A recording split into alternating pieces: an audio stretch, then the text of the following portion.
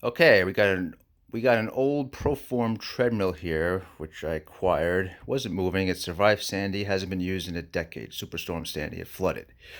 As you can see, all the parts are rusted. So the problem I was just recently having after troubleshooting and going crazy, I decided to make a video because I couldn't find anything on this.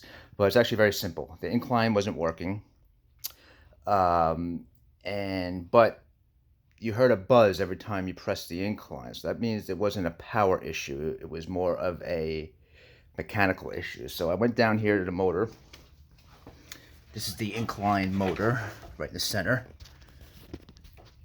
And over here, there's a wheel with like a nylon rubbery kind of thing around it. Zoom in here. What happened was this is jamming. It wasn't really moving. So I put some silicone spray all over it. Now it's moving a little bit. Much better than it was before. Before it was like locked. It was like stuck. It wouldn't move at all. Could have been some rust, debris got in there. Who knows what it was. But after spraying some silicone and really kind of getting it to go, it seems to be working now. I'll try it right now.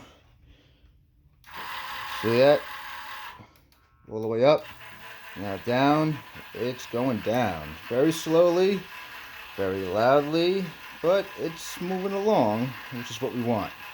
So again, I'm trying to make this quick.